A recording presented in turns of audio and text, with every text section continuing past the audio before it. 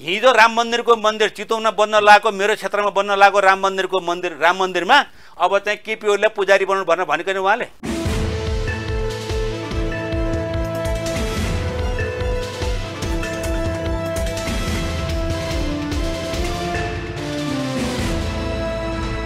नमस्कार दर्शकवृन्द, कार्यक्रम चक्रव्यूहमा हार्दिक स्वागत छ। म हिमाल बस्नेत।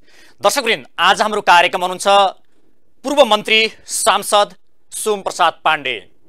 पछिल्लो समय नेपालमा कम्युनिस्ट पार्टीहरू विभाजित भइरहँदाखेरि नेकपा एमाले पनि विभाजित भयो।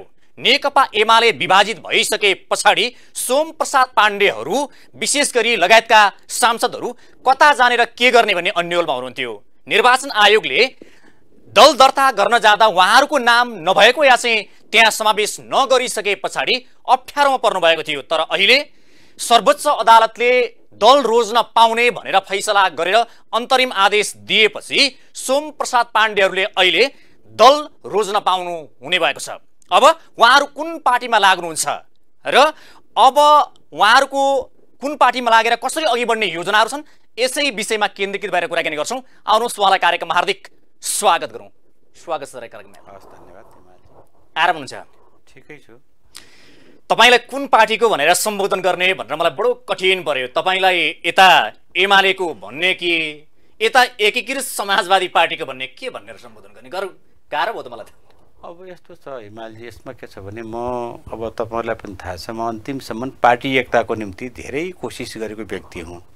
हालाकि म चाहिँ कुनै एउटा आधिकारिक रूपमा कुनै माइनटमा फलानुलाई यो कामको जिम्मा दिने, पार्टी एकताको निम्ति भूमिका निर्वाह गर्ने भनेर त कहीँ छैन। तर म स्वतस्फूर्त रूपमा एउटा इमान्दार पार्टीको कार्यकर्ताको या सिपाहीको हैसियतले पार्टी विभाजन हुन्न भनेर म चाहिँ धेरै लामो समयदेखि आफू प्रयत्नरत रहेको व्यक्ति हुँ। र जब अब पार्टी विभाजनकै अवस्थामा पुग्यो, माधव कुमार नेपालले गएको भदौ 2 गते निर्वाचन आयोगमा निवेदन दर्ता गर्दाखेरि त्यति बेला पनि म निवेदन दर्ता भए पनि शनाखत गर्ने बेलासम्म पार्टी एकता गराउनको निम्ति प्रयत्न गर्नुपर्छ भनेर म केही माधव नेपाल विचार समूहका स्थायी कमिटीका सदस्यहरू र सँगसँगै केपी ओली विचार समूहसँग रहनुभएका नेता कमरेडहरू दुवै पक्षका नेताहरूसँग म चाहिँ अलिकति सामिप्यमा रहेर मैले उहाँहरूलाई सोधेँ, कुरा गरेँ। ठिक छ, प्रयत्न गरौँ भनेर मैले चाहिँ प्रयत्न गरेँ।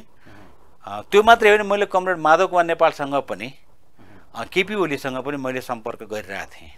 पार्टी एकता गर्नको निम्ति तपाईँहरू चाहिँ तयार हुनुपर्छ भन्दाखेरि माधव नेपाल एप्लिकेसन दर्ता भइसकेपछि जब निवेदन पर्यो पार्टी विभाजनको निम्ति, त्यसपछि पनि उहाँलाई हामीले धेरै कुरा गरिसकेपछि पार्टी एकताको निम्ति म तयारी छु भन्नुभयो।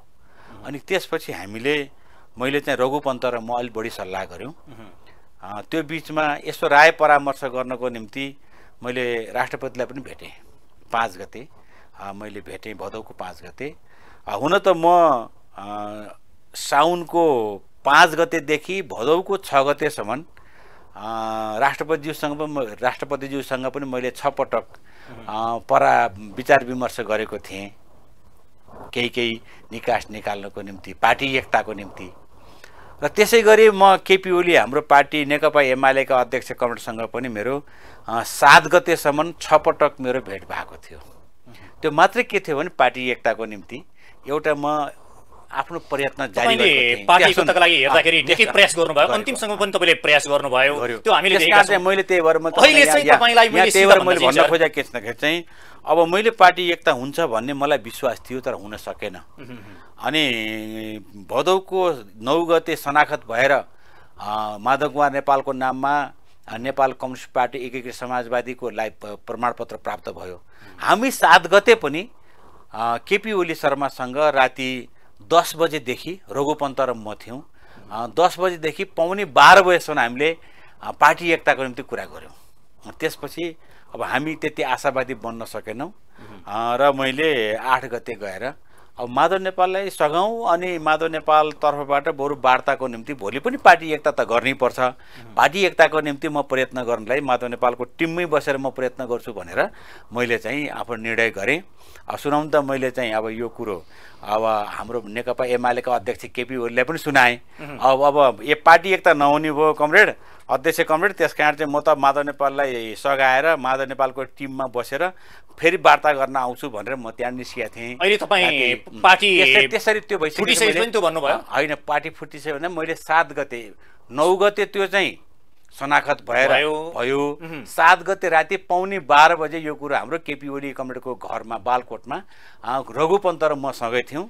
यी शब्द माधव नेपालसँग बसेर पार्टी एकता गर्नको लागि आउँछु म भनेर म त हिँडेँ। र मैले पनि पहिला के भन्दाखेरि चाहिँ तपाईसँगै वार्ता बस्नुभएको रघुजी पन्त फेरि उता जानुभयो। त्यस कारण चाहिँ अब हुन त अब मैले चाहिँ एउटा कुरा कतिपय मेरो अन्तर्वार्ता मैले पार्टी एकता एक हुन्छ, पार्टी एकताको म प्रयत्न पनि गरेको छु, अरू नेताहरू पनि लाग्नु भएको छ, हाम्रो कार्यदल पनि लागेको छ भनेर पहिलेदेखि भन्ने गर्थेँ। तर त्यो नभएदेखि म माधव नेपाल विचार समूहको मान्छे हो। मैले माधव नेपालको एजेन्डा बोकेर म गएको 77 पुस 5 गतेदेखि हिँडेँ र म पनि अब एउटा कानुन व्यवसायीको हैसियत, हिजो म कानुनको विद्यार्थी पनि हो र चाहिँ म एउटा लामो समयदेखि जनप्रतिनिधि हो। आज जुन चाहिँ संविधानमै उल्लेख नभएको संसद विघटन गर्ने अधिकार चाहिँ प्रधानमन्त्रीलाई नभएको चाहिँ अधिकार प्रधानमन्त्रीले प्रयोग गर्नुभयो, संसद विघटन भयो। त्यसकारण यसको पक्षमा म छैन, म यसको विपक्षमा छु भनेर मैले सुरुदेखि भनेर म आन्दोलनमा हिँडेको र म चाहिँ माधव नेपाल विचार समूहको एउटा चाहिँ नेतृत्व गरेर अथवा चाहिँ त्यसको चाहिँ फलोअर गरेर हिँडेको मान्छे हो। त्यसको अहिले मैले चाहिँ त्यही भएर मैले 8 गते नै निवेदन दिएको थिएँ। हजुर, त्यो निर्वाचन आयोगले त्यसलाई चाहिँ शनाख्त गराउन सकेन र त्यसपछि मैले चाहिँ अब पार्टीको पनि सल्लाह, सबैको सल्लाहबाट सर्वोच्चमा हामी गयौँ। सर्वोच्चमा गइसकेपछि शनाख्तभन्दा अगाडि नै निवेदन परिसकेको हुँदाखेरि चाहिँ उनीहरूले पार्टी रोज्न, कुनै पार्टी अथवा समाजवादी रोज्दाखेरि कुनै चाहिँ पद नजाने, अब त्यसमा चाहिँ कुनै अवरोध हुन नसक्ने भनेर फैसला गरिदिइसक्यो। अब अहिले चाहिँ म अब समाजवादीमै जाने गरी मेरो चाहिँ निर्णय भयो। तर के छ भने वैधानिकता मैले अब दुवैबाट पाएको छैन। एक दुई दिनमा चाहिँ मलाई वैधानिकता आउँछ भन्ने लागेको छ। त्यो चाहिँ प्रक्रिया अहिले हेर्दा नि सर, अहिले हेर्दाखेरि चाहिँ तपाईँ निर्वाचन आयोगले चाहिँ तपाईँहरूलाई ढोका बन्द गर्ने जस्तै गरेको थियो होइन हेर्दाखेरि चाहिँ, तर अहिले सर्वोच्चले चाहिँ तपाईँहरूलाई ढोका खोलिदियो होइन त? त्यसो भए सर्वोच्चले तपाईँहरूलाई एउटा ढङ्गले त्यो वैतरणी तार्दै भन्छ नि, त्यस्तो शब्द त अहिले यसमा प्रयोग हुँदैन। राजनीतिमा चाहिँ अब त्यो के हुन्छ भने उदाहरण दिँदाखेरि अनि शब्दको चाहिँ चयन गर्दाखेरि पनि के हुन्छ भने पोलिटिक्समा त्यो एक खालको एउटा शब्दले प्रयोग गर्छ भने अब धार्मिक क्षेत्रका कुराहरू पोलिटिक्समा लेखेर नजोड्दाखेरि चाहिँ त्यो अमिल्दो हुने, अनि फेरि चाहिँ पोलिटिक्सका शब्द लगेर धार्मिक कुरा जोड्दाखेरि अमिल्दो हुने खालको हुन्छ। तर के भन्दाखेरि चाहिँ एक खालको निकास चाहिँ न्याय चाहिँ तपाईँलाई दियो, सर्वोच्चले न्याय तपाईँलाई दियो, त्यति मात्रै कुरा हो। अब एउटा अहिले तपाईँले सुरुमा भन्नुभएको थियो नि, तपाईँ चाहिँ विशेष गरी पार्टी एकताको लागि अन्तिम समयसम्म प्रयास गर्ने, जो तपाईँ भन्नुभयो कि अन्तिम क्षणसम्म तपाईँ मध्यरातिसम्म नि पार्टी एकता गरौँ भनेर लाग्ने, तर माधव नेपाल चाहिँ पार्टी एकता गर्न लाग्नु भएन कि उहाँ चाहिँ फुटाउनै, तपाईँ एकताको लागि उहाँ चाहिँ फुटाउनको लागि एउटा मैले अलि सुरुमा पनि भने मैले पार्टी एकताको निम्ति आफ्नो प्रयत्न जारी राख्दाखेरि म त्यो फेरि त्यस्तो चाहिँ म एक्लै प्रयत्न गरेको होइन, त्यसमा हाम्रो कार्यदल पनि थियो, अरू साथीहरू पनि लाग्नु भएको थियो। हामी चाहिँ राजनीतिक वृत्तभन्दा बाहिरका चाहिँ कतिपय चाहिँ व्यवसायी साथीहरू पनि पार्टी एकताको निम्ति लाग्नु भएको थियो, धेरै लाग्नु भएको थियो। माधव नेपाल र केपी ओलीको जुन खालको चाहिँ दूरी छ त्यसलाई घटाउनको निम्ति म मात्रै होइन, धेरै साथी लाग्नु भएको थियो, पार्टीभित्रका र पार्टी बाहिरका। के थियो भन्दाखेरि चाहिँ यो पार्टी विभाजन नहोस् भन्ने पक्षमा चाहिँ धेरै आम जनताको पनि चासोको विषय थियो। दलीय व्यवस्थामा दल चाहिँ कमजोर हुन्न, पार्टी विभाजित हुन्न, पार्टी फुट्न हुन्न भन्ने कुरोमा चाहिँ सिङ्गो नेपाली जनताले त्यो चाहिँ चाहना राखेको विषय पनि थियो। धेरै साथीहरू चाहिँ पार्टी विभाजनबाट रोक्न पनि लाग्नु भएको थियो। त्यसमा चाहिँ के थियो भने म पनि त्यसमध्येमा एउटा चाहिँ म पनि हो। तर मैले के भन्दाखेरि चाहिँ एउटा गरेर चाहिँ म हिमालजीलाई म एकदम स्पष्ट भन्न चाहन्छु, मैले माधव कुमार कमरेडको माधव कुमार नेपालको कन्साइन नलिकन, सल्लाह नलिकन म चाहिँ न राष्ट्रपतिकोमा न म प्रधानमन्त्रीको केपी ओलीकोमा न प्रधानमन्त्री हुँदाखेरि पनि गएँ, म यी सबैमा जाने गर्थेँ। इभन म केपी ओलीसँग सल्लाह गरेर मात्रै अब माधव नेपाललाई के कुरो राखौँ भनेर उहाँसँग कुरा गर्थेँ। अन्त्यमा आउँदाखेरि चाहिँ जब त्यो निर्वाचन आयोगमा दरखास्त पर्यो पार्टी विभाजनको नेताहरूले चाहिँ जुटा जम्मा गरेर दिनुभयो, आफ्नो हस्ताक्षर दिनुभयो र चाहिँ सङ्ख्या पुग्यो। अनि त्यसपछि पनि मैले पार्टी एकताको अझै पनि प्रयत्न गरौँ। 9 गते शनाखत तोकेको छ, त्यो शनाखतको दिन हामी शनाखतै नगर्ने र पार्टी एकता गरेर जाने खालको त्यही दिन घोषणा गर्न पनि सकिन्छ भन्दाखेरि माधव नेपालले ठिक छ म तयार छु, तर 3टा कुरा चाहिँ मलाई ग्यारेन्टी हुनु पर्यो, 3-4वटा कुरा चाहिँ म राख्छु। मैले त्यो कुरा राष्ट्रपतिसँग पनि उहाँको कुरा भारै छ, अरू नेताहरूसँग पनि भारै छ, जसले चाहिँ यो पार्टी एकताको निम्ति लाग्नु भएको थियो त्यो नन पोलिटिकल मान्छेहरू, व्यवसायी मान्छेहरू पनि यो पार्टी एकताको निम्ति लाग्नु भएको थियो। तपाईलाई विश्वास थियो कि थिएन सर? सिधै भन्दाखेरि चाहिँ तपाईलाई पार्टी एकता हुन्छ भनेर विश्वास थियो? किनखेरि चाहिँ मैले हेरेको छु विगतमा पनि कस्तो कस्तो अवस्थामा चाहिँ पार्टी एकता भएको छ। 2054 सालमा फुटेको पार्टी 54 साल फागुनको 21 गते विभाजित भयो वामदेव गौतम लगायतको चाहिँ टिमले, तर त्यो 58 सालको जेठ 3 गते हुँदा नहुँदै त्यो पार्टी एक भयो। हिजो नेकपा माओवादी केन्द्र र नेकपा एमालेको अध्यक्ष कमरेड केपी ओलीको चाहिँ कटाक्ष र चाहिँ त्यो दूरी हेर्ने हो भनेदेखि तपाईँले कल्पनै गर्नुहुन्न। आकाश र पाताल भन्छ नि, आकाशमा चाहिँ केपी ओली, पातालमा चाहिँ कमरेड पुष्पकमल दाहाल हुनुहुन्थ्यो। तर 2075 जेठ 3 गते त आएर मिल्न त सक्दो रहेछ त भनेपछि चाहिँ असम्भव केही पनि थिएन। तर त्यसभित्र केही जोड कोड चाहिँ मिलेन, छुट्टै कुरा हो। तर चाहिँ अन्तिममा माधव नेपालले के भन्नुभएको थियो? 3-4वटा कुरा उहाँले हामीलाई प्रश्न पार्नुभयो। रघुपन्त सँगै हुनुहुन्थ्यो, हामी माधव नेपाललाई सोध्न गयौँ, हामी एकताको निम्ति हामी हाम्रो चाहिँ अध्यक्ष कमरेड केपी ओलीसँग कुरा गर्छौँ, के हो तपाईँ पार्टी एकता गर्न चाहने कि नचाहने? म एकताको निम्ति तयार छु भन्नुभयो। तर हामीलाई गरिएको कारबाही 14 जनालाई गरिएको कारबाही भोलि उहाँहरूले चाहिँ स्थायी कमिटीको बैठक राख्नु भएको छ। स्थायी कमिटी 11 बजे छ, 11 बजे फुकुवा गरेर मलाई 1 बजेसम्म त्यो पत्र आउनु पर्यो, कारबाही फुकुवा आउनु पर्यो। 1 नम्बर। 2 नम्बर जेठ 2 मा जाने कुरो चाहिँ ग्यारेन्टी त्यो एकदम एस्योर हुनु पर्यो। कुनै खालको त्यसमा चाहिँ कमी कमजोरी चाहिँ कुनै खालको किन्तु परन्तु अथवा बढ तर केही राख्नु भएन। त्यस सँगसँगै त्यसमा चाहिँ सरासर लागु हुनु पर्यो। तेस्रो कुरा भनेको चाहिँ म यो ठाउँमा पुगिसकेपछि अब कसरी म चाहिँ एउटा सम्मानजनक व्यवहार, त्यहाँ कुनै स्पेस होस् अथवा केही होस्, सम्मानजनक व्यवहार हुने खालको चाहिँ त्यहाँ मलाई ऐसे आफ्नो कायम गर्नु पर्यो। र सँगसँगै अहिले सरकार बनेको छ, हामीले संसद पुनर्बहाली गऱ्यौँ। यो पुनर्बहाली भएको संसद त कम्ती पुरै चल्नु पर्यो। मैले जोड्न खोजेको एउटा प्रश्न सर, तपाईलाई सहज बनाउँदा यो कुरा चाहिँ माधव नेपालले भन्नुभयो, त्यही विषयमा केन्द्रित गरेर हामीले चाहिँ अध्यक्ष केपी ओलीसँग पनि रघुपन्त र मैले गऱ्यौँ। त्यसपछि चाहिँ हामी त्यति आशावादी भएनौँ। तर उहाँ चाहिँ माधव नेपालले अन्तिमसम्म पनि यदि आफूलाई पार्टी एकताको निम्ति विश्वास गर्ने योग्य, विश्वास गर्ने खालको चाहिँ प्रस्ताव आयो, म तयार छु, हामी चाहिँ भन्नुभएको थियो। तर यहाँनिर तपाईँले पनि भन्नुभयो जस्तो लाग्छ, जति बेला तपाईँहरूले अर्काको पार्टीको सभापतिलाई प्रधानमन्त्री बनाउनको लागि समर्थन गर्नुभयो नि, त्यही बेलादेखि पार्टी फुटको सिर्जना सुरु भयो भनेर तपाईँले बोल्नु भएको छ होइन? हो। अनि त्यो बेला न जुन दिन चाहिँ फैसला भएर शेरबहादुर देउवालाई प्रधानमन्त्री बनाउने जुन खालको निर्णय भयो, त्यसपछि म डराएको।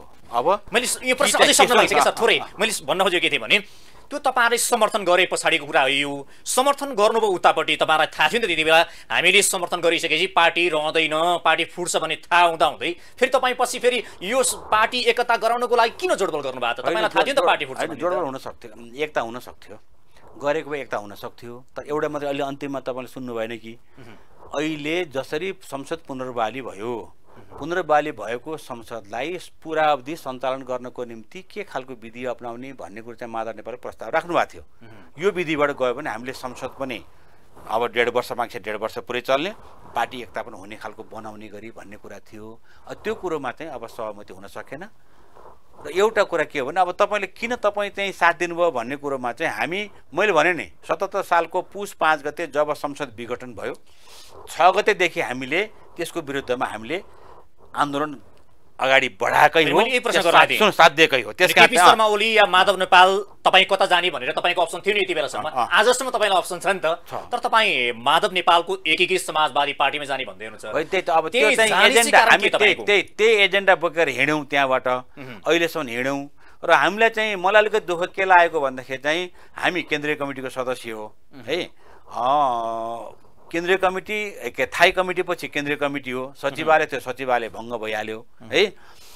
जब चाहिँ स्थायी कमिटीले निर्णय गर्यो केपीओलाई हटाउनको त्यो सर्वसम्मत हाम्रो माधव नेपाल विचार समूहको जसमा अहिले चाहिँ अब भीम रावल, अष्टलक्ष्मी साक्य, युवराज गेवाली, अब सुरेन्द्र पाण्डे, गोकर्ण विष्ट, घनश्याम भुषाल, रघु पन्त लगायतको टिम चाहिँ अहिले योगेश अहिले उता बसेको छ। तर उहाँहरूको स्थायी कमिटीको सर्वसम्मत बैठकले केपी ओलीलाई प्रधानमन्त्रीबाट हटाउने निर्णय गरिसकेपछि हामीले विरोध चाहिँ जनायौँ। हुँदैन, आफ्नै पार्टीको अध्यक्षलाई नहटाउँ पनि भन्यौँ हामीले। त्यति बेलासम्म के थियो, फेरि शेरबहादुर देउवा प्रधानमन्त्री बन्न इच्छुक हुनुहुन्थेन भन्ने कुरो पनि हामीले थाहा पाएका थियौँ त्यति बेलासम्म पनि। तर हुँदैन भनेपछि हामी लतारियौँ, स्थायी कमिटीले निर्णय गर्यो है चर्को रूपमा। अब त्यति बेलाको भीम रावल कमरेडको अभिव्यक्ति सुन्यो अथवा त्यो चाहिँ उहाँले गरेको चाहिँ त्यो प्रस्तुति सुन्यो भनेदेखि त अहिले पनि मलाई चाहिँ डर लाग्छ एकदम कडासँग चाहिँ। तपाईँले के बुझ्नु भएको छ, यो जसरी पनि हामीले चाहिँ यो प्रतिगमन हो, प्रतिगमनको निम्ति हामीले चाहिँ लडाइँ लड्नै पर्छ, प्रतिगमन सच्याउनुको निम्ति प्रधानमन्त्री केपी ओलीलाई हटाउनै पर्छ भन्नुहुन्थ्यो कि हामीले भन्थ्यौँ माफ गर्नुहोस् अलि अर्को विधि अपनाउन त भन्थ्यौँ हामीले। तर चाहिँ स्थायी कमिटीले सर्वसम्मत निर्णय गर्यो। त्यसपछि गएर हामी पहिलो पटक पनि शनाखत सही गरेर चाहिँ प्रधानमन्त्री कायम गर्नको निम्ति हामीले चाहिँ जेठको 7 गते पठायौँ। तर त्यो चाहिँ खारेज भयो राष्ट्रपतिले। त्यसपछि महत्त्वपूर्ण नेता जसले माधव नेपाललाई त्यस्तो दर्बिलो साथ दिनुभएको थियो, खम्बाको रूपमा हुनुहुन्थ्यो, तर अन्तिम छेडमा आएर त्यस्ता महत्त्वपूर्ण नेता ताकि माधव नेपालको सबैभन्दा नजिकको नेताहरू पनि छोडेर जानुभयो। के कारणले छोड्नुभयो? माधव नेपाल सत्य भएको भए त त्यहीँ बस्नुहुन्थ्यो होला। अब हेर्नुहोस्, एउटा कुरा के हो भनेदेखि हिमालजी, माधव नेपाल चाहिँ एक्लै यो पोइन्टमा पुगेको होइन। माधव नेपाल विचार समूहमा रहेका स्थायी कमिटीका सदस्यको सर्वसम्मत निर्णयलाई नै त्यसलाई अगुवाई गर्ने काम चाहिँ माधव नेपालले गर्नुभएको हो, अगुवाई गरेकै हो। किन उहाँ चाहिँ वरिष्ठ नेता हुनुहुन्थ्यो, प्रमुख हुनुहुन्थ्यो। झलनाथलाई भन्दा चाहिँ जिम्मेवारी चाहिँ माधव नेपाललाई नै दिइएको थियो। तर त्यो के थियो भन्दाखेरि चाहिँ स्थायी कमिटीमा रहनुभएका भीम रावल, अष्टलक्ष्मी, युवराज गेवाली, हाम्रो चाहिँ सुरेन्द्र पाण्डे, घनश्याम भुषाल, योगेश भट्टराई, गोकर्ण विष्ट लगायतको जुन रघुपन्त लगायतको टिम थियो, त्यो स्थायी कमिटीले गरेको सर्वसम्मत निर्णयलाई माधव नेपालले अगुवाई गरेर चाहिँ लागू गरेको हो। अहिले पछिल्लो किन होइन, यसमा त सबैलाई प्रश्न थाहा पनि छ। एकले माधव नेपालले चाहिँ पुस 5 गते 6 गतेदेखिको आन्दोलन अहिले गएर चाहिँ जुन भदौ 2 गते निर्वाचन आयोगमा दरखास्त पर्यो, त्योभन्दा अगाडिको कुरा गर्नुहुन्छ भन्दाखेरि 2 दिन अगाडि पनि उहाँहरूको थाई कमिटी बैठक बसेको छ। बैठकमा चाहिँ छलफल भइराखेको छ। मैले पनि बुझिराखेको छैन। फेरि अर्को कुरा के छ भन्दाखेरि चाहिँ अब तपाईँलाई अलिकति यो चाहिँ टेलिभिजन मार्फत अलिक प्रश्न पनि पारौँ। माधव नेपाल र केपी ओलीको आफू दुईटाको बिचमा मैले यो पाइनँ, मलाई यो दे, तैँले बढी खाइस्, तैँले यो पाउन्नस् भनेर भन्ने कुरा होइन। यो दुवै बिचको चाहिँ कुनै खालको चाहिँ वैमनस्यता, कुनै खालको दुश्मनी, कुनै कुरामा प्रतिस्पर्धा होइन। हो के भन्दाखेरि चाहिँ माधव नेपाल विचार समूह जब 2071 सालको असाढ महिनामा 9औं महाधिवेशन भयो, 9औं महाधिवेशन हुँदाखेरि चाहिँ माधव नेपालको टिम बन्यो। उपाध्यक्षहरू पनि त्यहाँ 3 जना चुनिनु भएको थियो माधव नेपालको पक्षबाट। 5 जनामा अष्टलक्ष्मी साके हुनुहुन्थ्यो, भीम रावल हुनुहुन्थ्यो, युवराज गेवाली हुनुहुन्थ्यो, यता सचिव पनि 3 जना चुनिनु भएको थियो माधव नेपालको पक्षबाट। अध्यक्ष केपी ओली चुनिनु भयो। महासचिवमा चाहिँ ईश्वर पौडेल आउनुभयो, केपी ओलीको पक्ष उठ्नु भएको। उपमहासचिवमा चाहिँ विष्णु पौडेल र घनश्याम भुषालको एकैजनाको चाहिँ अब यो घनश्याम भुषाल माधव नेपालको चाहिँ टिमबाट आउनुभएको थियो। त्यो विचार समूह त्यति बेला तयार भयो र पछिल्लो कालमा चाहिँ माधव नेपालको विचार समूहमा लागेको कारणले गर्दाखेरि अब कतिपय कुरामा अन्याय भयो भनेर चाहिँ माधव नेपालले केपी ओलीसँग प्रतिवाद पनि गर्नुभयो। त्यसमध्ये जस्तो अब अष्टलक्ष्मी साकेलाई मुख्यमन्त्री दिएन, त्यसको सबभन्दा कडा प्रतिवाद माधव नेपालले केपी ओलीसँग गर्नुभयो। यस्तै यस्तै विषयहरू कहिले मन्त्रीमण्डल गठाउँदाखेरि परराष्ट्र मन्त्री बनाउनु पर्ने एउटा चाहिँ एकदमै क्षमतावान मान्छे माधव नेपालको समूहमा हुनुहुन्थ्यो, उहाँ बन्नु भएन। अर्थमन्त्री बनाउने मान्छे चाहिँ त्यहाँ हुनुहुन्थ्यो, बनाउनु भएन केपी ओलीले। त्यसमा चाहिँ उहाँ चाहिँ अलिकति चाहिँ गएर मैले नबुझेको प्रश्न सर, नबुझेको प्रश्न तपाईँलाई म एउटा गर्दै के छु भन्दाखेरि तपाईँ पनि पार्टी एकता बचाउन तपाईँ मलाई थाहा छ धेरै प्रयास गर्ने नेता तपाईँ हुनुहुन्छ, तर उतापट्टि भीम रावलहरू, सुरेन्द्र पाण्डेहरू सबै चाहिँ फेरि उतै एमालेमै जानुभयो। तर माधव नेपाललाई चाहिँ किन त्यस्तो पार्टी फुटाउनु पर्ने बाध्यता के आइलागेछ? अब के थियो भन्दाखेरि के छ भन्दाखेरि चाहिँ मैले अब तपाईँहरूले अब धेरै राजनीतिक विश्लेषकले कुरा विश्लेषण गरिसक्नु भएको छ, मैले धेरै बताउनु पनि पर्दैन। मैले भने नि माधव नेपाल आफ्नो निम्ति एक्लै निर्णय गरेर यो ठाउँमा पुगेको होइन, घटनाक्रमले पुर्याउँदै गयो। त्यो मात्रै होइन, अहिले स्थायी कमिटीका कमरेडहरू अहिले चाहिँ केपी ओली कमरेडको सँगै हुनुहुन्छ, नेकपा एमालेमा हुनुहुन्छ। उहाँहरूले पार्टी गठन गर्नुपर्छ, दर्ता गर्नुपर्छ भनेर दुईटा पार्टी दर्ता गर्नको निम्ति त्यही अहिले बस्नुभएका स्थायी कमिटीका कमरेडहरूले उहाँको अगुवाईमा एउटा चाहिँ कुन्नी के भनेर यही संयुक्त समाजवादी के बन्या छ, अर्को लोकतान्त्रिक पार्टी भनेर कम्युनिस्ट नेकपा लोकतान्त्रिक नेकपा एकीकृत समाजवादी यस्तै बनाएर चाहिँ दुईटा पार्टी आजभन्दा धन्य 8-9 महिना पहिला दर्ता भएको थियो। तर म त्यसको विरोधी थिएँ। यो हुँदैन, दर्ता नगरौँ। यदि निर्वाचन हुने नै भयो र हाम्रो चाहिँ विचार समूह र चाहिँ केपी ओलीको विचार समूह दुईटा पार्टी हुने भयो भनेदेखि चाहिँ निर्वाचन आयोगले हामीलाई समय दिन्छ। हाम्रो दल सम्बन्धी ऐनमा चाहिँ त्यो व्यवस्था छ। निर्वाचन हुनुभन्दा पहिला अनि दल गठन गर्न चाहिँ समय दिन्छ, त्यति बेला गरौँला भन्ने मान्छे म यो माधव कौँडलाई पनि मैले पटक पटक त्यही भन्ने गर्थेँ। उहाँ गएर अहिले दर्ता नगरौँ कुनै पनि दल, कुनै पनि पार्टी नगरौँ। अहिले चाहिँ नेता कौँडले भनेको सुने, म त्यसमा सहमत छैन। भीमराव कौँडको त म आफै गएर चाहिँ तपाईँले दर्ता गर्न खोजेको त्यो दलको चाहिँ विधान म च्यातिदिन्छु भन्न गएको मान्छे म है। यस्तो खालको चाहिँ हिजोदेखि नै उहाँहरूले अब यो पोइन्टमा माधव नेपाललाई, अब माधव नेपाल खुट्टा कपाउनु होला नि तपाईँले, केपी ओलीसँग झुक्ने होइन। तपाईँले चाहिँ त्यो ढङ्गको प्रतिवाद गर्न सक्नुहुन्छ सक्नुहुन्न, तपाईँ तपाईँ कमजोर हुनुहुन्छ भनेर चाहिँ हिँड्ने बेलामा उहाँलाई त्यहाँ बैठकमा जाँदाखेरि पनि भन्ने गर्नुहुन्थ्यो। हाम्रो अहिलेका थाई कमिटीको जुन अहिले माधव नेपाल छोड्ने टिम छ त्यस नेताहरूले भन्ने गर्थ्यो, मैले त्यो सुन्थेँ। के भन्या होला नेताहरूले? अब विषयवस्तुमा त माधवले आफ्नो अडान्त लिनुहुन्छ नै भन्थेँ मैले। यी कुराहरू विगतदेखि बढ्दै बढ्दै बढ्दै आएर पार्टी गठन गर्ने सम्बन्धको पार्टी बनाइ पनि सकेको, दुईटा पार्टी गठन गर्नको निम्ति हाम्रै नेताहरूले साथ समर्थन दिनुभएको र अहिले लाग्छ मलाई अहिले बनेको विधान पनि यो 9 जना जुन साथीहरू 10 जना जानुभयो थाई कमिटीको उहाँहरूकै एउटा चाहिँ निगरानीमा उहाँहरूकै छलफल र सल्लाहमा यो पार्टीको चाहिँ विधान बनेको जस्तो मलाई लाग्छ। म त थिइनँ, हेर्नुहोस् है, यो विधान बनाउने पक्षमा पनि थिइनँ म, तर चाहिँ यो विधान पनि त्यति बेलै बनेको हो। त्यो विधान माधव नेपाली अलिकति भने त्यही भएर यी सबै कुराले माधव नेपाललाई धेरै पर पुर्यायो, डिलमा पुर्यायो, फर्किनमा नसक्ने अवस्था पुर्याइदियो। अर्को कुरा के भयो, जब चाहिँ शेरबहादुर देउवाको सरकार पुगेका चाहिँ भीमरावहरू त फेरि फर्केर उहाँहरू चाहिँ होइन डिलबाट माधव नेपाल तल खसिसक्नु भएको थियो, फर्केर आएको त्यो आउन मिल्ने ठाउँमा हुनुहुन्थ्यो, उहाँहरू फर्कनु भयो। माधव नेपाल पनि फर्कन नसक्ने, उहाँलाई पनि डोरीले तानेर लिएर आएर माथि लिएर आएर हामी त्यहाँ ल्याउन त सक्थ्यौँ, डोरी लागेन। किन डोरी लगाउने फेरि हामीले लगाएर डोरी लागेन, त्यो त भीमरावल र चाहिँ अस्ट्रेलियन होइन त अब त्यो के भयो थाहा छैन त्यो आवन्टमा। त्यसका मैले अहिले के प्रश्न पाएँ, अहिले जति आरोप लगाए पनि जतिसुकै गएर चाहिँ मैले सुन्छु ठाउँ ठाउँमा गएर हाम्रो थाई कमिटीका कणले भाषण गरेको सुन्दाखेरि म एकदम पुरा चाहिँ कस्तो अराजनीतिक कुरा गरे होला, किन यस्तो आफ्नो हिजोको कुरा बिर्स्या होला। 6 महिना पनि भएको छैन उहाँहरूले त्यो खालको चाहिँ अभिव्यक्ति दिएको, माधव नेपाललाई सुर्याएको, माधव नेपाललाई चाहिँ पार्टी गठन गर्नको निम्ति तपाईँले चाहिँ खुट्टा कपाउन हामीले गर्छौँ भनेर चाहिँ निर्वाचन आयोगमा पार्टी पनि दर्ता गरेको हो। तर पछिल्लो कालमा चाहिँ उहाँहरू ब्याक हुनुभयो।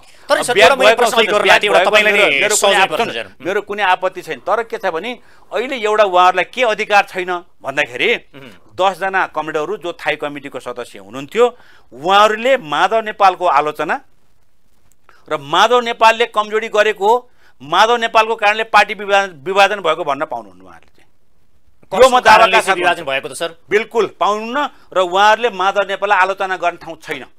त्यो भनेको राजनीतिक अपराध हुन्छ। उहाँहरूले माधव नेपाललाई आउनको लागि स्वागत छ, माफी दिनुपर्छ भन्ने कुरा गर्दै होइन। उहाँको त्यो दिवालियापन कुरा हो। चाहिँ कहिले केपी ओलीलाई चाहिँ लौ राम मन्दिर बन्ने भयो, राम मन्दिरको पुजारी केपी ओली शर्मालाई बनाउनुपर्छ भन्ने पनि कहिले उहाँ हिँड्नुभयो। अनि नेताले बोल्ने त्यही हो। अनि भोलि सोच्नु पर्दैन, हिजो राम मन्दिर चितवनमा बन्न लागेको, मेरो क्षेत्रमा बन्न लागेको राम मन्दिरमा अब चाहिँ केपी ओलीलाई पुजारी बनाउनु भनेको नि उहाँले। अनि त्यो बोल्नु हुन्थ्यो, मैले त त्यो उहाँलाई मैले चाहिँ आपत्ति गरेको।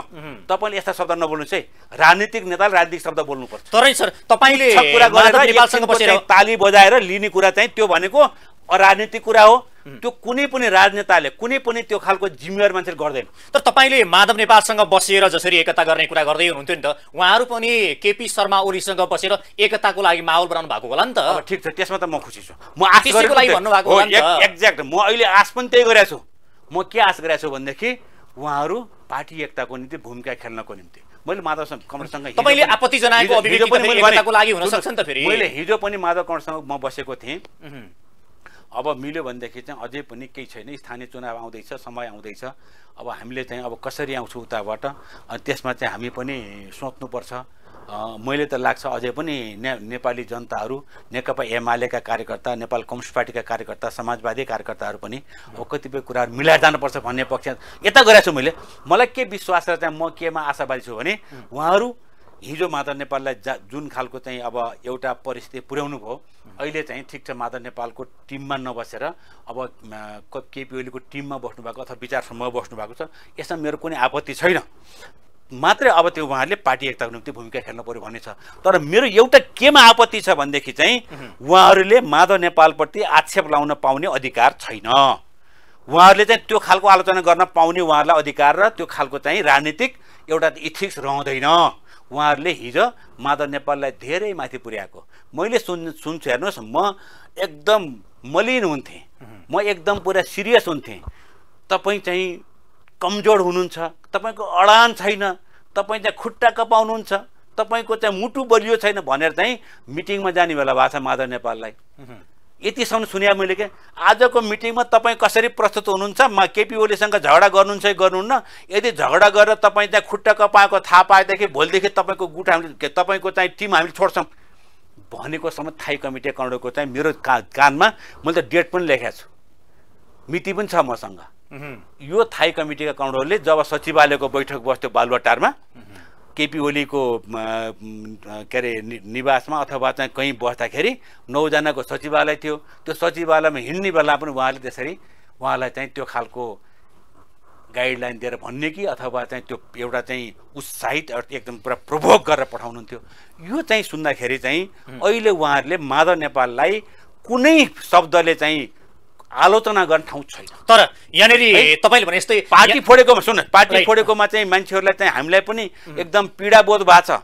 सिङ्गो नेकपा एमालेका कार्यकर्ता, कम्युनिस्ट पार्टीका कार्यकर्तालाई पीडाबोध भएको छ। तर 9 जना 10 जना जो थाई कमिटीको सदस्य जानुभयो, कुरा गर्नुभयो, उहाँहरूले माधव नेपाललाई आलोचना गर्ने ठाउँ चाहिँ छैन।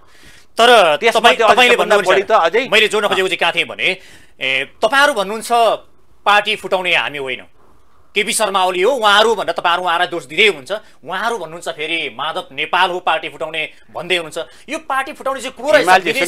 एउटा कुरा मान्नुहोस् हिमालजी, तपाईँ युएस टेलिभिजनको प्रमुख हो भने यो टेलिभिजन ठिक ढङ्गले चल्यो कि चल्न, कार्यताले काम, यहाँको चाहिँ कर्मचारीले काम गर्यो कि गरेन, यहाँको क्यामेरा ठिक ढङ्गले सञ्चालन गर्यो कि गरेन, अनि यसको प्रसारणको निम्ति चाहिँ ठिक ढङ्गको विधि अपनायो कि अपनाएन, प्राविधिक कुरामा कतिपय टिभी चल्दाखेरि चाहिँ कमी रह्यो भनेदेखि त्यो प्राविधिक कुरो चाहिँ ठिक भयो कि भएन भनेर तपाईँको चाहिँ यहाँ बाहिर बस्ने चाहिँ तपाईँको अरू स्टाफलाई सोधिँदैन। तपाईँ जो प्रमुख हो त्यसैलाई सोधिन्छ, त्यसैको कमजोरी देखिन्छ। टिभीसम्म आउने बित्तिकै सोधेँ मैले, यसको टिभी सञ्चालक को, प्रमुख को, तपाईँले नाम दिनुभयो। अनि मैले चाहिँ दिमागमा अरू कसैको छैन, तपाईँ त एउटा अहिले चाहिँ एउटा चाहिँ मिडिया कर्मी भएर काम गरिरहनु भएको छ, तर यसको सञ्चालक भनेको, प्रमुख भनेको चाहिँ यो टिभीको प्रमुख के अरे यसले जिम्मा लिने मान्छे हो। पार्टीभित्र पनि, कतिपय संस्थाभित्र पनि, तपाईँको घर परिवारभित्र पनि प्रमुखको चाहिँ विशेष भूमिका हुन्छ। सुन म भन्दैछु, तर के हो भने पर्सेन्टेजको हिसाब हुन्छ। बढी भूमिका चाहिँ मुख्य मान्छेको हुन्छ भनेदेखि चाहिँ अरू बाँकी रहेको अरूको चाहिँ भूमिका हुन्छ। मैले आफैले भन्ने गर्थेँ, अध्यक्ष काउन्ट केपी ओलीलाई मैले के भन्थेँ थाहा छ? बालोटारमा गएर असोजको 25 गते मैले डेट मैले राखेको छु, गुरुबाला र म गएका थियौँ। मैले के पनि भनेको थिएँ थाहा छ? 70% भन्दा बढी भूमिका जिम्मेवारी हजुरको हो, अध्यक्ष काउन्टको हो, प्रधानमन्त्री पनि हुनुहुन्छ, अध्यक्ष पनि हुनुहुन्छ केपी ओली शर्मा, त्यसपछिको भनेको माधव नेपालको हो, त्यसपछि झलनाथको अरूको हो। त्यस कारण चाहिँ पार्टी मिलाउनुको काममा त विशेष भूमिका हजुरको हुनुपर्छ है, म पहिले भन्थेँ। कहिले कहिले के भन्थेँ, एकपटक चाहिँ मोती दुगड पनि मसँग सँगै हुनुहुन्थ्यो, मैले चाहिँ उहाँलाई पनि जाउँ भनेर गएको थिएँ हामीलाई सल्लाह गर्न पार्टी एकताको निम्ति। उहाँ पनि एउटा चाहिँ व्यवसायी पनि हो, अहिले चाहिँ सांसद हो, अब चाहिँ राजनीतिक कर्मीको हिसाबले उहाँ चाहिँ स्थापित भइसक्नु भएको छ। उहाँ पनि पार्टी एकताको निम्ति लागिरहनु भएको थियो। उहाँकै कारणले चाहिँ मेरिट होटलमा पनि एउटा बैठक बसेको थियो। यस्ता यस्ता घटनाहरू छन्, हामी सँगै पनि गएको थियौँ पार्टी एकताको निम्ति। त्यही बेला के भन्थे, कम्प्रोमाइज गरौँ, अलिकति कम्प्रोमाइज गरेर कहिले कहिले चाहिँ हारले पनि जित ल्याउँछ। तपाईँ थोरै हार्न तयार हुनुभयो भने यो देशले जित्छ, नेपालको कम्युनिस्ट आन्दोलन जित्छ भन्ने मान्छे म भनेपछि। तर आज तपाईँहरू दुवै पछि हार्नु पनि अब त्यसमा त समयले मूल्याङ्कन गर्छ।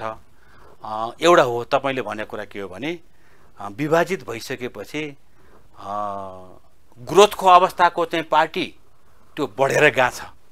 जब चाहिँ सेचुरेट भएको छ नि, अन्तिममा पुगेको छ नि यो त, अब अहिले विभाजनले चाहिँ कतै ठुलो हार हुने हो कि भन्ने चिन्ता पनि छ। तर हुँदैन, किन हुँदैन, किन हुँदैन सुन, तर हुँदैन। किन भन्दा थाहा छ, मलाई लाग्छ कुनै न कुनै समयमा पार्टी एकता पनि हुन्छ र नेपालका कम्युनिस्टहरू है यत्तिकै आजित हुने अनि त्यो कुनै खालको चाहिँ घटनाक्रमले निराश हुने अनि त्यसपछि पार्टी छोड्ने गर्दैन। तर गल्तीबाट पाठ सिक्न त गरेको देखिएन सर। यस्ता घटना त पहिला पनि भए, एमाले योभन्दा अगाडि फुटेको होइन र? होइन, खोइ त पाठ सिकेको तपाईँहरूले सिक्नु भएन। त्यसमा चाहिँ अब भयो त, तपाईँले पाठ सिकेर नयाँ गर्छौँ भनेर कमजोरी भएकै छ। त्यस विषयमा मैले अब अरू भन्नै पर्दैन। यो टेलिभिजन मार्फत मैले धेरै कुराहरू गर्नुपर्ने जरुरी पनि छैन। सिङ्गो मुलुक अहिले चाहिँ चिन्तित छ, कम्युनिस्ट पार्टीको सदस्यमा त चिन्तित छैन। अहिले चाहिँ नेपालका राजनीतिक वृत्तका कुनै पनि व्यक्तिलाई सोध्नुहोस्, कुनै पनि बौद्धिक व्यक्तिलाई सोध्नुहोस्, यी सबै चिन्तित छन्। किन?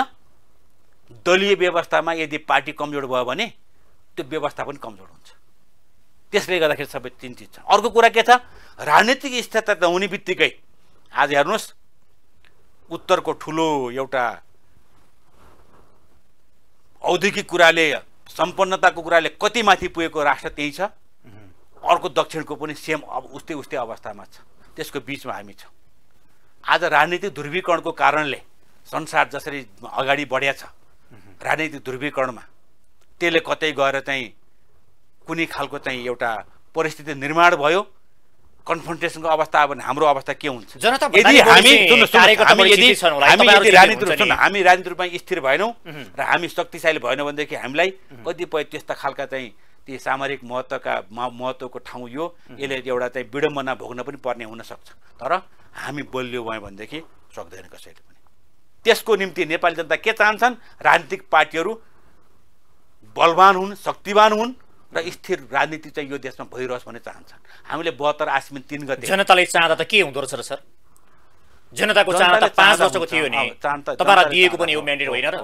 जनताको चाहना अनुसार त के रे भयो र के हुन्छ र? कमजोरी भयो। यसमा चाहिँ कसको कति कमजोरी आफ्नो ठाउँमा छ। अब म एउटा कुरामा के सहमत छैन भन्दाखेरि चाहिँ हाम्रो नेकपा एमालेको अध्यक्ष केपी ओली कमरेडले मलाई काम गर्न दिएनन् भन्नुहुन्छ। उहाँसँग सम्पूर्ण शक्ति, आज सेनाको शक्ति, प्रहरीको शक्ति, कर्मचारीको शक्ति, अर्थ मन्त्रालयको शक्ति भएका सम्पूर्ण यी चाहिँ संरचनाहरू चाहिँ उहाँकै नेतृत्वमा चाहिँ अगाडि बढेका थिए। अनि एउटा माधव नेपालले, एउटा बाबुराम भट्टराईले, एउटा चाहिँ पुष्पकमल दाहालले काम गर्न नदिएर म चाहिँ यस्तो अवस्थामा पुगेँ भनेर भन्ने चाहिँ मलाई चाहिँ त्यसमा अब मैले त्यसलाई मान्दिनँ। घेराबन्दीमा पार्नु भयो तपाईँहरूले, चल्न सर्कुटन नदिएपछि कसरी काम गर्ने भन्दै हुनुहुन्छ? त्यस्तो हुँदैन। हेर्नुहोस् चाहिँ त्यस्तो हुँदैन। 2-3टा कुरामा चाहिँ काम नदिएको। एउटा चाहिँ 2077 सालको वैशाख 8 गते ल्याएको अध्यादेशमा उहाँहरूले चाहिँ दबाब दिएकै हो। एउटा गुठी विधेयकमा दिएको मैले पाएको छु। एउटा प्रेससँग सम्बन्धित ऐनमा यस्तै 2-4वटा काम बाहेक अरूमा चाहिँ कहीँ। अनि युवराज खतिवडालाई एकदम उत्कृष्ट खालको बजेट बनाउन अनि माधव नेपाल गएर ढोकामा सुत्या हो नबनाऊ भनेर, अनि प्रचण्ड गएर चाहिँ तपाईँले यो बजेट बनाउनु पाउनुहुन्न, उत्कृष्ट बजेट बनाए खबरदार भनेर चाहिँ भन्न गएको हो। बाबुराम गएर म प्रधानमन्त्री भइसक्यो, अर्थमन्त्री भइसकेका मान्छे, मैले भने मात्रै लेख्नुहोस् यो बजेट भन्न गएको होइन। यी सबै कुरा यता पार्नुस् यता पार्नुस् बजेट भनेर एउटा किसिमको यो बिल्कुल गलत कुरा। त्यो बिल्कुल यो चाहिँ वाइगात कुरा हुन्। काम गर्न पाइन भनेर त उहाँले भन्यो भनेदेखि त्यो आफ्नो कमजोरी देखिन्छ। त्यो नबने हुन्थ्यो भन्छु मैले प्राय गरेर। म 2टा कुरा नबने हुन्थ्यो भन्छु चाहिँ। किन भन्दाखेरि चाहिँ अहिले अब माधव नेपालसँगको हिजोको सामिप्यता हेऱ्यो भने केपी ओली र माधव नेपालको धेरै निकट थियो। 50 सालमा जब चाहिँ मदन कुमारी भण्डारीको हत्या भयो अनि त्यसपछि महासचिव बनाउनुको निम्ति पनि अब त्यहाँ खोजी हुँदाखेरि जनताको बौद्धले जनवाद 5औं महाधिवेशनले त्यो कार्यक्रमको रूपमा पास गरिसकेका थियो। त्यसलाई अब बचाएर यो देशमा बौद्धले व्यवस्थामा हामी प्रतिस्पर्धामा जाने यो बौद्धले जनवादको मुख्य मस्कत थियो। त्यसलाई हामी कसरी अगाडि बढाउने भनेर एउटा पात्र खोजिँदाखेरि चाहिँ माधव नेपाल सबभन्दा उपयुक्त पात्र निस्कियो। किनकि झलनाथ खनालले पनि 5औं महाधिवेशनमा बौद्धले जनवादको विपक्षमा हुनुहुन्थ्यो, सिपी मैनाली पनि विपक्षमा हुनुहुन्थ्यो। त्यसको निम्ति चाहिँ उपयुक्त पात्र को भन्दाखेरि चाहिँ माधव कुमार नेपाल भएर माधव नेपाल चाहिँ मदन भण्डारीको हत्यापछि महासचिव बन्नुभयो। त्यसको सँगसँगै के भयो 6औं महाधिवेशन पुग्दाखेरि जनताको बहुदलीय जनवाद कार्यक्रमको रूपमा आएको चाहिँ त्यो सिद्धान्तको रूपमा चाहिँ प्रतिपादित भयो, त्यो चाहिँ पास। तर केपी शर्मा ओलीले भनेको एउटा कुरा हजुरले सुन्नु भएको छ। म भन्दैछु त्यसपछि गएर 7औंमा पुग्दाखेरि त्यो मार्गदर्शक सिद्धान्त बन्यो। दुईटा माधव कुमार नेपाल र केपी ओली शर्माको प्रयत्न नभएको भए, अरू पनि हुनुहुन्छ, वामदेव गौतम लगायत विष्णु पौड्याल, हाम्रो चाहिँ ईश्वर पौड्याल सबै हुनुहुन्छ, तर उहाँहरूको प्रयत्नले दुईटाको एकताको कारणले गर्दाखेरि चाहिँ जनताको बहुदलीय जनवादले यो देशमा कम्युनिस्ट पार्टी लोकतान्त्रिकरणमा रूपान्तरित भएर आज मध्यमवर्गीय भन्नुहोस् कि अथवा चाहिँ व्यवसायमा लागेका साथीहरू भन्नुहोस् कि बौद्धिक जगत भन्नुहोस् कि हामी चाहिँ हाम्रो सबै चाहिँ नेकपा एमालेमा आउनु भएको हो। त्यसकारण चाहिँ माधव नेपालको भूमिका अनि माधव नेपाल र म भन्दैछु त्यसकारण चाहिँ माधव नेपाल र केपी ओलीको चाहिँ हिजोको सम्बन्ध अत्यन्तै हार्दिकपूर्ण, अत्यन्तै एक मन एक स्वरले गाथ्यो। त्यो चाहिँ कसैले अहिले आएर चाहिँ मलाई केपीलाई पेलेको भएर अहिले पेलेको, अनि पहिला केपीले पेलेर के अरे चाहिँ माधवले पेल्दा केपीले पेल्नु भयो, अहिले चाहिँ माधव तल परेको भएर केपीले पेलेको, बिल्कुल। अब त्यो मात्रै होइन, मैले थाहा पाएको अब सीपी मैनाली त्यति बेला चाहिँ 5औं महाधिवेशनबाट चुनिएर आएको मान्छे हो। 6औं महाधिवेशन पुग्दा नपुग्दै उहाँको वरियता तेस्रोमा थियो, तर माधव नेपाल महासचिव भइसकेपछि मैले थाहा पाएको अहिले पनि रेकर्ड छ, उहाँ चाहिँ तेस्रो वरियतामा सीपीको ठाउँमा चाहिँ हटाएर, सीपीलाई हटाएर केपी ओलीलाई राखेको पनि मैले थाहा पाएको छु। तपाईँ हेर्नुभयो भनेदेखि 62-63 जनआन्दोलनपछि उहाँको विषयमा धेरै टिका टिप्पणी थियो केपी ओलीको विषयमा, तर माधव नेपाल महासचिव हुनुहुन्थ्यो, उहाँले चाहिँ उप प्रधान तथा परराष्ट्र मन्त्री बनाएको पनि माधव नेपालले हो। तपाईँ त्यही हेर्दै जानु सालको निर्वाचनमा 33 सिटको एमालेलाई 121 मा पुर्याए भनेर त बेला भन्दै हुन्छ। त्यो आरोप तपाईले चाहिँ निर्वाचन आयोगमा रेकर्ड छ। 51 सालको निर्वाचनमा महासचिव को थियो? माधव कुमार नेपाल हुनुहुन्थ्यो। माधव कुमार नेपाल हुँदाखेरि कति सिट आयो? 82 सिट आयो। भोट कति आयो? 29 लाख भोट आयो। हेर्नुस् रेकर्ड त्यही छ, 29 लाख भोट आएको छ। अनि त्यसपछि 56 सालमा पार्टी विभाजन भयो, 6 लाख भोट चाहिँ वामदेव गौतमलाई गयो, अनि 29 लाखमा चाहिँ 23 लाख भोट चाहिँ माधव नेपालले चाहिँ नेतृत्व गरेको के अरे नेकपा एमालेमा आयो। 64 सालमा हेर्नुहोस् केपी ओली आफै पनि हार्नुभयो, माधव नेपाल पनि हार्नुभयो, यी सबै मान्छे हारेको हो है। अनि माधव नेपालले चाहिँ कम भोट ल्याएको नेतृत्व गरेको कारणले चाहिँ केपी ओली हारेको हो होइन। तर तपाईँ हेर्नुभयो भनेदेखि त्यति बेला चाहिँ एउटा माहौल खडा भयो, नेकपा माओवादीमा हैसिया हथौडामा धेरै भोट गयो, केही भोट घट्यो। तर तपाईँ मैले फर्काएर गएर निर्वाचन आयोगमा हेर्नुहोस् 51 सालमा 56 सालमा आएको भोट वामदेव गौतम र नेकपा एमालेको माधव नेपाल हुँदाखेरि आएको भोट र तपाईँ 70 सालको निर्वाचनमा के अरे संविधान सभाको निर्वाचन हेर्नुहोस् जम्मा 1 लाख फरक छ। 1 लाख कमा छ भनेपछि 51 साल 56 सालको भोट र 70 सालको भोट एउटै आएपछि त्यो माधव नेपाल हुँदाखेरि आएको भोट होइन त्यो। अहिले चाहिँ एउटा कुरालाई चाहिँ आरोप लगाउनलाई त्यो शब्द प्रयोग गर्नुहुन्छ अनि यसैले चाहिँ सन्तुष्टि लिने, रियालिटीमा नजाने। 64 सालको निर्वाचनको एउटा खालको चाहिँ परिस्थिति निर्माण भएको, त्यति बेला पनि तपाईँ हेर्नुभयो भने समानुपातिक र प्रत्यक्षमा हेर्नुभयो भने जम्मा 4 लाख भोट घटेको छ। 4 लाख मात्रै घटिया छ 56 सालको र त्यो पछिकोमै 64 मा हेर्नुभयो भने। तर तपाईँ 70 मा पुग्नुभयो भने 56 र 51 को जुन बेला महासचिव माधव कुमार नेपाल हुनुहुन्थ्यो उहाँले ल्याएको भोट त्यही कायम भएको छ। 1 लाख भोट अहिले चाहिँ त्यसपछि 74 को चुनावमा कति बढेछ? 2 लाख भोट बढेछ। 32 लाख 40 हजार कति चाहिँ भोट हाम्रो आएको छ। मलाई एउटा भित्री कुरो भनिदिनु सरले, जस्तो तपाईले सुन्नुस् यहाँ आरोप लाउनु अहिले चाहिँ कतिपय त्यसैलाई चाहिँ फलानो ढिस्कानो भन्ने कुरा भएको छ नि। रियालिटीमा जानुभयो भनेदेखि माधव कुमार नेपाल महासचिव भएर 15 वर्ष चलाउँदाखेरि जे हाम्रो चाहिँ संगठन वृद्धि भयो, अलिकति चाहिँ पार्टी सदस्य संख्या थपिएको छ, केही भोट बढेको छ, नभएदेखि चाहिँ त्यही बेलाको भोट अहिले पनि हामीले खाइरहेका छौँ। ठीक छ। आज 70 सालको चुनाव 74 सालको चुनावमा हामीले पाएको भोट त्यो माधव कुमार नेपालले 15 वर्ष महासचिव भएर कमाई गरेको भोट हो। एउटा भित्री कुरा तपाईको मैले जान्न चाहेको चाहिँ के भने तपाईँ अघि भन्दै हुनुहुन्थ्यो क्या पार्टी एकताका लागि तपाईँ र रघुजी पन्तहरू एकदम प्रयास गरेको। यो मैले जान्न खोजेको कुरा के भने तपाईँ म चाहिँ यता माधव नेपाललाई फकाउँछु, तपाईँ चाहिँ उता केपी ओलीलाई फकाउनुहोस् र अन्त्यमा हामी मिलेर चाहिँ यो पार्टी एकता गरौँ भनेर तपाईँहरूसँग सहमति जुटेर छोड्नु भएको हो। त्यस्तो सहमति नै चाहिँ अब यो हाम्रो चाहिँ त्यति बेलाको छलफलमा अब कुरा उठायौँ गऱ्यौँ है। अब यो पोलिटिक्समा चाहिँ 1 1 2 2 2 4 पनि नमन्डी छ है। अब कुन दिन यत्तिकै कुनै एउटा जङ्क्चर आयो भने मिल्न पनि सक्छ। म शङ्कर पोखरेल कमरेडसँग कुरा गर्थेँ कि पार्टी एकताको निम्ति अब पोख्न सम्झी अब चाहिँ अहिले मिल्न सकेन, कुनै एउटा जङ्क्चर आउला त्यति बेला चाहिँ पार्टी फेरि आफै मिल्छ, चिन्ता नगर्नुहोस् भन्नुहुन्थ्यो कि मलाई शङ्कर पोखरेलले। अब म त शङ्कर पोखरेल, ईश्वर पोखरेल, विष्णु पौड्याल, सुभाष नेमाङ, अब यता आइसकेपछि चाहिँ अब माधव कुमार नेपाल है, अब यी सबै नेताहरूसँग चाहिँ म धेरै छलफल गर्थेँ है पार्टी एकताको निम्ति। पृथ्वी सुब्बा गुरुङसँग जसरी पनि एकता गरौँ भन्थेँ मैले।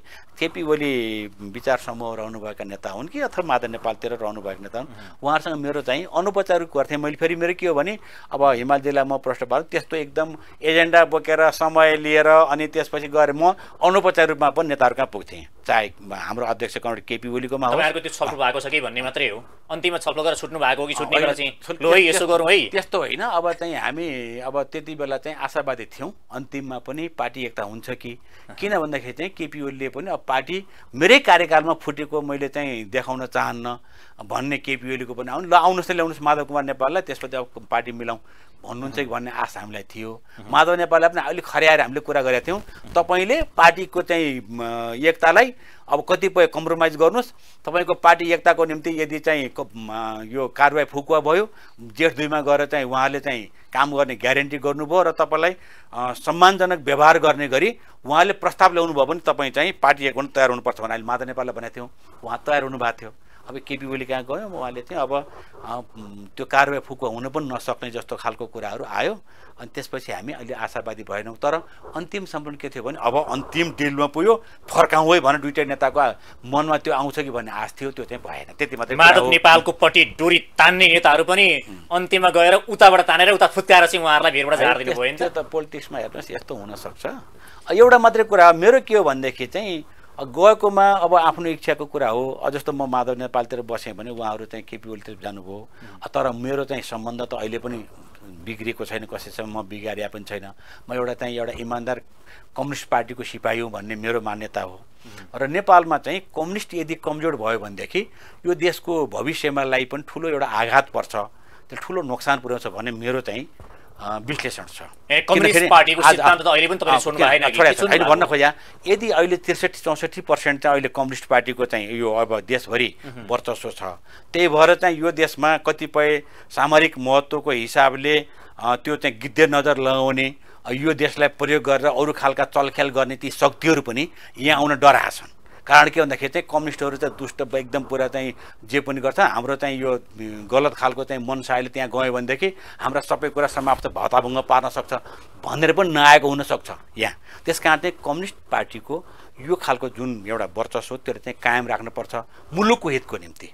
अब म त भन्ने गर्थेँ कम्युनिस्ट पार्टीसँग यो मुलुकको भविष्य जोडिएको छ। अझै मैले भन्दाखेरि चाहिँ नेकपा एमालेसँग यो देशको भविष्य जोडिएको छ भन्थेँ मैले है, कम्युनिस्ट पार्टीसँग जोडिएको छ। त्यही भएर सकेसम्म कम्युनिस्टहरू नफुर्दिए हुन्थ्यो, यो अवस्था नपुगे हुन्थ्यो भन्ने छ। अहिले जसरी गाली गलोज भएको छ एकदमै तल्लो स्तरको चाहिँ गरेर, अब मैले अस्ति चाहिँ केपी गौँडको चाहिँ भाषण झापामा सुने, अब चाहिँ 15 वर्ष महासचिव घिचेर हो कि खाएर पनि अनि त्यसपछि गएर प्रधानमन्त्री भएर पनि नपुग्ने, अनि त्यो कसैले दिएको त होइन नि त। त्यो के हो भने परिस्थितिले, जनताले, त्यो बेलाको आवश्यकताले ल्याउने। हेर्नुहोस् नेता ल्याउने भनेको नेताले पसाइदिनु हुँदो रहेछ है त्यस्तो कुराहरू पनि सहजै रूपमा त्यसलाई चाहिँ पछि बानी लागिसक्यो। हेर्नुहोस् त्यो त अब अस्ति हेर्नुहोस् 54 सालमा पार्टी विभाजन भयो, पार्टी विभाजन भइसकेपछि 1 वर्ष 1.5 वर्ष नहुँदै चाहिँ वामदेव गौतमलाई देशको सबभन्दा ठुलो भ्रष्टाचारी हो भनेर चाहिँ घोषणा गर्यो। हेर्नुहोस् देशभरिबाट बस मान्छे लिएर आएर हामीले चाहिँ भाषण गरेर चाहिँ त्यहाँ तथानाम गाली गऱ्यौँ। तर फेरि 58 सालको जेठ 3 गते उहाँले फेरि पार्टीमा भित्र्यायो।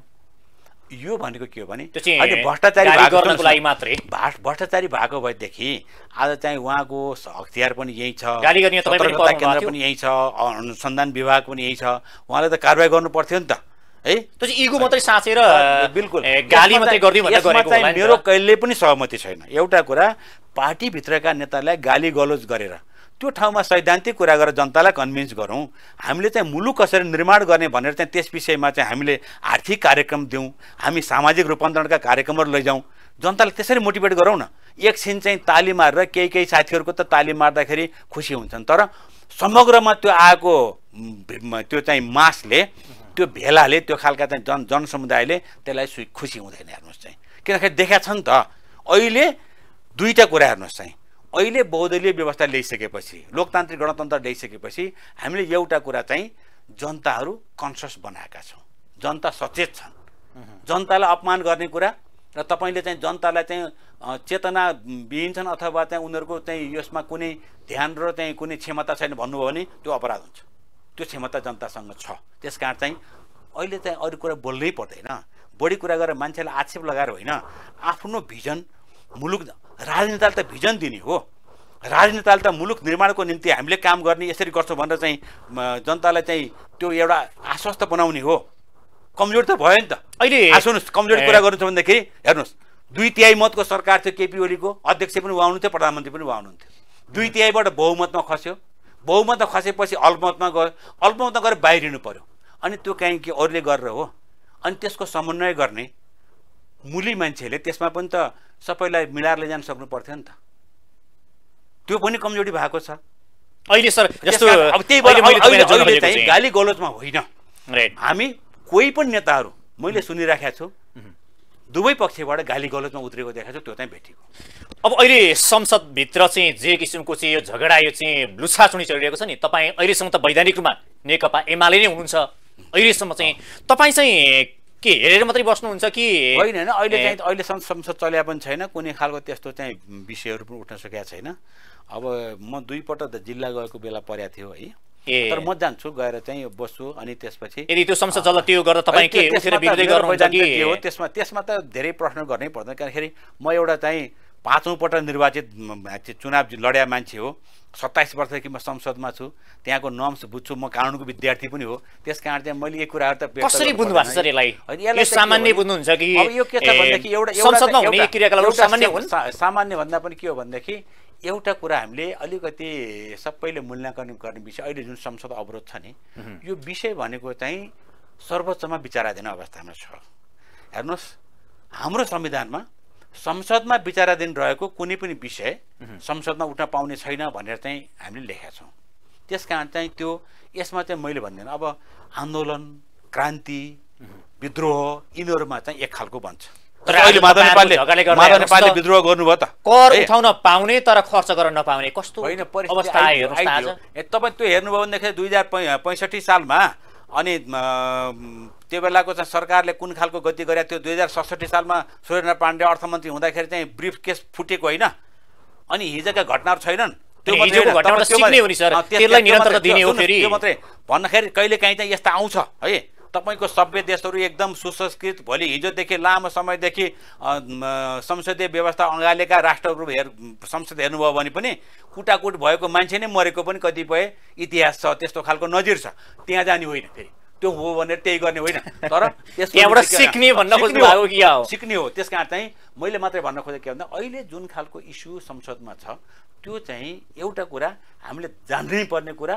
त्यसबारेमा चाहिँ हामीले अब त्यो एउटा आफूलाई क्लियर गरेर बोल्ने कुरा के भने त्यो सर्वोच्च अदालतमा विचाराधीन अवस्थामा छ, त्यो उठाउन जरुरी अहिले होइन। अरू इस्यु उठाउँ, कमजोरी भयो भने गरौँ, तर त्यो विषय चाहिँ अदालतको विषय अहिले, त्यति मात्रै कुरा मैले भन्ने।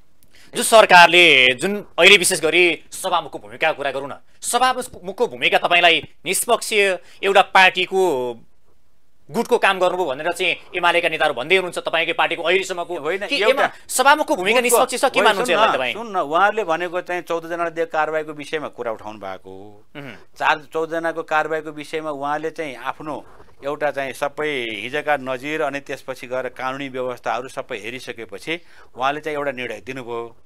त्यो निर्णयमा चित्त बुझेन भनेपछि त अन्तिम किनारा लगाउनु त सर्वोच्च अदालत नै हो, पुगिसक्यो, त्यहाँ सकिएको त। अब यहाँ बेसमा बढी चर्चा गर्न पनि राजनीतिक मुद्दालाई किन अदालतसम्म पुर्याएको तपाईँहरूले भन्नुहोस् न? यो चाहिँ एउटा विडम्बना भन्नु पर्दैन?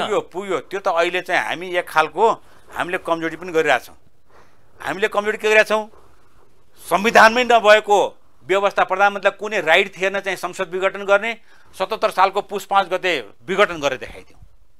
अनि त्यसपछि धारा 76 को 5बाट बन्ने सरकार बनायौँ, तर त्यसलाई चाहिँ धारा 76 को 4 अनुसारको चाहिँ जुन विश्वासको मत लिन पर्थ्यो त्यो लिएनौँ, नलिकन फेरि संसद विघटन गऱ्यौँ, राति 1 बजे गऱ्यौँ।